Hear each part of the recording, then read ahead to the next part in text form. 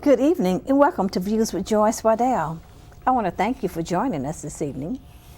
Our topic for tonight is family counseling. And there are certain things that you need to ask yourself when you think of counseling. And sometimes people think of counseling as something that's deficient in your life, something that's deficient in your functioning, but not always so. Sometimes counseling helps you to know that you're on the right track. Sometimes counseling helps you to strengthen your relationships with your family members and with the other people whom you come in contact with. Counseling has so many different facets. On the job counseling, family counseling, community counseling, counseling as you in the workplace and as you work with other people. Sometimes you might want to ask yourself, do you feel down and depressed? Are you having problems managing stress? Are you a guard or reserved person experiencing significant stress? Are you a single parent? Or do you have adjustments and adaptations that you want to make in your life? These are some of the questions that you might ask that will let you know that you need counseling. Donna Patterson is our guest tonight. She's a family therapist. She's been doing this work, and it's hard work, ever since 1982. It's a work that she loves. She's nonprofit, and she's helping people each and every day to become strengthened in their relationships as a family, as a job person, as a community person, and just as a productive person of society. Welcome, Donna. Thank you. So, Donna, there are many reasons that people might come for counseling. Correct. Sometimes it's on the job. Yes. What is it that happens to people when they're on the job and they can't seem to cope with what's going on that will cause them to have to come to counseling? They get stressed out, and we're seeing more of that nowadays. With the economy being the way it is, and people are having to do 5 jobs as opposed to 1 or 2 jobs. I think also sometimes there can be a problem as far as just knowing how to relate to other people. But I think there's also sometimes what happens on the job is that some people don't know how to be a team player either. So with the RIF, a lot of people being let go. A lot of jobs are downsizing. That's correct. Mm-hmm. And people who have been on that job for 25, even 30 years are walking in one day and someone says to you, we don't need you anymore. They may not walk in, they may send them by email too. I've had people that's gotten through email also. The boss just doesn't want to face them. They terminate them. They don't want to face them. Mm-hmm. And when they get it by email, they say, don't come back. Yes, sir. You terminate it. And and when we talk about, are you feeling stress, that's a stressful and a disappointing situation. There could be a number of reasons for getting it through email. Well, but I think that's just an unprofessional way to do it, though. It's for you to terminate somebody by email now. I think you could do it face to face, and it's not easy, I know. But I think if you've got a person that's coming to work every day, that you've employed, then I would think you ought to be humane enough to at least say it to their face. Now, Donna, think about what happened in Colorado when the gentleman went into a theater and started shooting. He was having other problems, but we have no indication that he'd been to counseling, do we? No. And and I think the thing of this is that they're now saying that he had sent a book, I think, sort of asking for help. I think part of the problem with us is that we don't know how to ask for help, but also there's a stigma that's attached to counseling, that if you come to counseling, you got to be crazy. You got to be something wrong. It can't be that you come in because you want to strengthen what you're already doing, or it can't be that you're coming just because of the fact that you are stagnated and you want to look at becoming unstagnated. We always think it's got to be a negative when you come to counseling. Now, had they known early on that this gentleman was experiencing problems. Something in his psyche was not correct to go into a movie theater and start shooting. Yeah, they may have been able to help him if they had known earlier. But that's the thing with mental illness. It doesn't always show itself in a way where you know it. And I think with him, that's what they're saying is that it was beginning to happen, but he wasn't showing it, or he knew how to hide it. Because you have to remember also, we know how to hide stuff also. As individuals, we sometimes don't show the true self. So that could be part of it also. Well, and then they said in school he may have been experiencing some difficulty, even though he was brilliant. Because he just flunked out on one of his exams. Yeah. Mm-hmm. And so that may have been an indication right there. But we're so busy, or we say we're so busy we don't take the time sometimes to notice the small things. And the small things are the things that turn into big things that cause some of the problems that we have. And so, Donna, as you work with the young people, that's your love. Yes. Teenagers, those are the kinds of things that they are experiencing. That is correct. As adults, we don't think that children are stressed, and we don't think that children get depressed. And children get just as depressed as an adult do, because they're going through a lot also because of the way our economy is, but also the way the world is, and what they've got to do for themselves, but also trying to stay in with the in crowd, but also trying to do what moms say do. So they're pulled a lot of different ways, so they end up being as stressful sometimes as adults do. Now, when you deal with children, young people, teenagers, or do you deal with children younger than teenagers? We deal with children ages 5 and up. You mean 5? There's a 5-year-old that may be experiencing stress, dysfunctional things in his or her life that will cause her to have to go to counseling. Yes. But I think the thing of it is that I think what people sometimes don't realize or don't think about is that just because you're not old in age, things affect you also. And sometimes children also will act out the ills or the dysfunction of the family too. That sometimes families are too proud to ask for help. So sometimes the children ask for help for them. And they do that by becoming the behavior problem. And so when you work with children as young as 5 years old, these children are not in regular school. They're in preschool.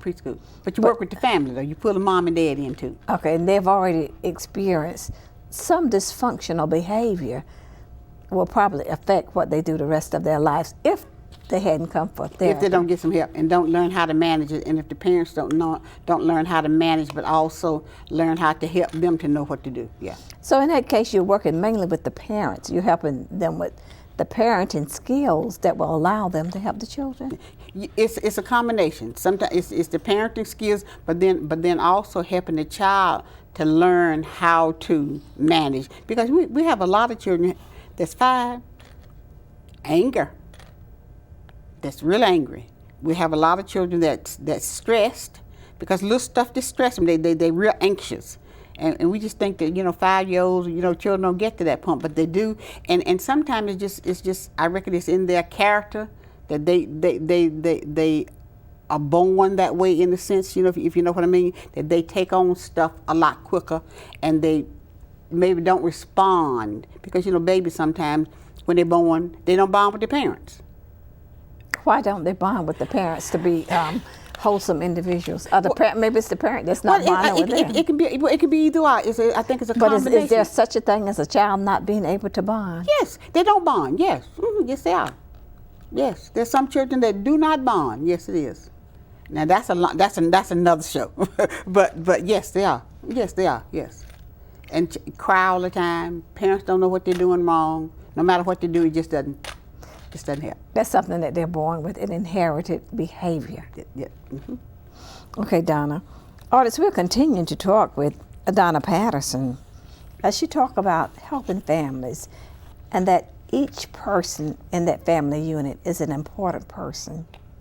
Each person in that family unit must contribute to the well-being of that entire family. And if one person becomes dysfunctional, the whole family can be dysfunctional.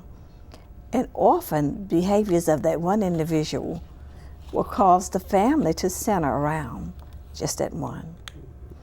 So Donna is doing great work in this community. She's doing great work, and it's highly acclaimed by the awards that she's won over the years. And she continues to do even greater things. And so Donna, as we continue to look at what makes a family and strengthens that family, and the bonds that that family hold for one another, there is something that's very critical, and maybe just the one critical factor that causes the family to stay together, isn't it? Well, I think love, but you also got to have patience. But I think also you got to see the strengths within the family, because no matter how weak people say you are, all of us have strengths. All of us have strengths. It's taking the time to notice them. And I think this is the thing with families. Families fight. They don't like each other. They fuss at each other. But then they also know what the strengths are within each one of them also. And I think sometimes we as individuals don't do that. And that's why you build on the strength. On the strengths within a family. Of the family. Yes. No matter how small they are, you build on those. And let them use those strengths to be able to help them to grow even more. Now, when we come back to job situations, and because this economy is such that we haven't seen it like this in a long time, in our lifetime, really, we haven't seen as many people losing jobs as we've seen now. Oh, no. Mm-mm.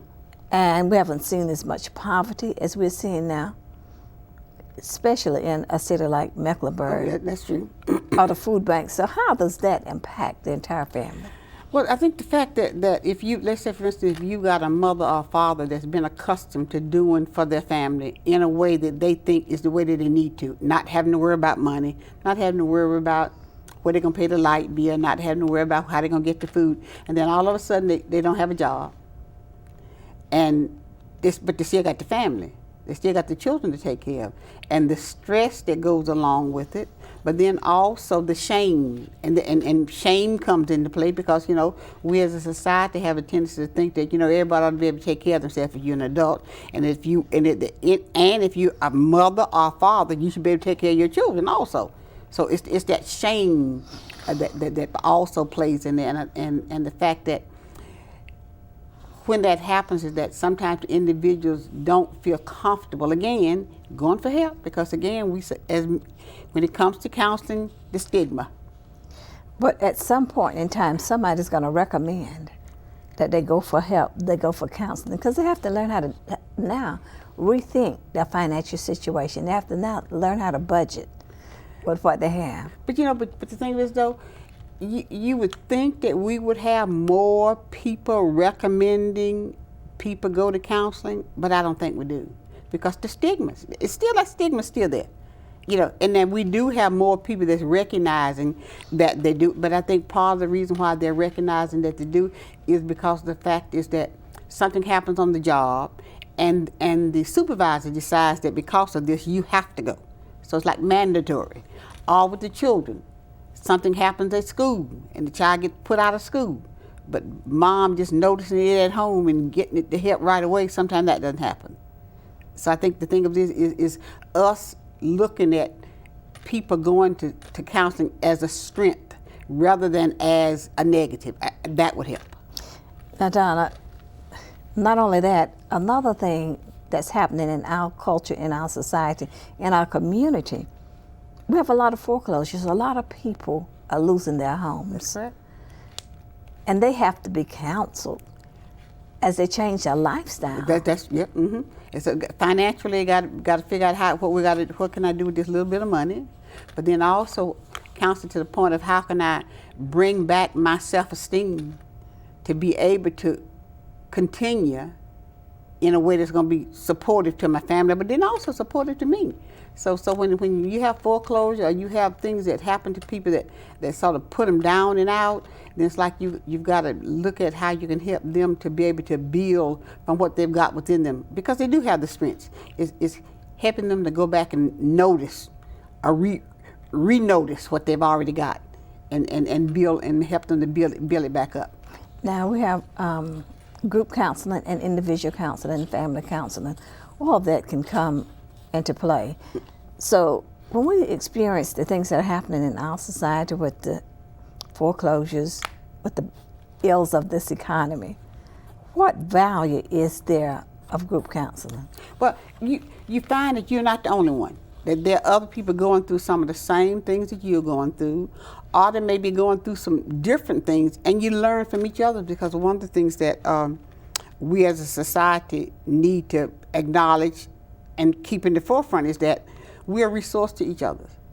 We know some stuff, but then the other people know some stuff too that maybe we don't know. So the resource, when you're in a group, the group help you look at what's going on with you, but then also within themselves, and they help you learn different ways of doing things, but then also learn that there are different resources that maybe you don't know about.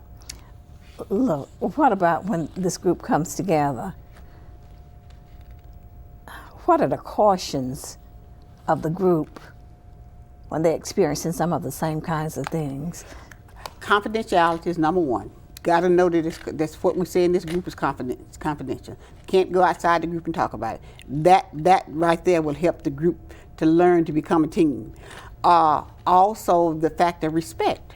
That you respect all the members in the group, because each person has something to offer, and you're not the only one. And groups will tear you down and sort of shut you up, because that's one of the things about a group, is that they will help you learn all the rules of the group. The respect, I think that's important. But then also the fact of them feeling like they are being listened to. Because I think that's what, people want to come in, they want to talk, but they want to make sure somebody's listening to them. But also that they are looking at being able to solve their own problems as opposed to you solving them. Because you can't solve anybody else's problem. You can tell them what to do, but then they go and do it. It's not theirs, though. Absolutely. Audience, we're continuing to talk with Donna Patterson. She's a therapist, and she's the founder and the CEO of Family Outreach and Counseling Services here in Charlotte, North Carolina. She's been in business since 1982, doing great work. We're going to pause for a moment as we reflect on some music that was here in the studio. Golden Eagle was here, provided us with wonderful music. So we're going to take a flashback and hear that music. So don't go away.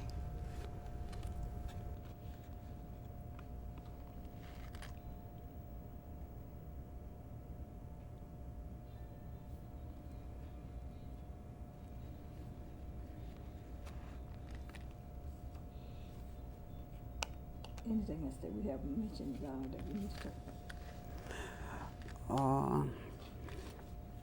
I reckon about the different services, just that, I'm a parent coordinator. You have counseling. Yeah, I'm a parent. Couples. Yeah. You do couples too? Yeah, yeah. I'm a parent coordinator for the court.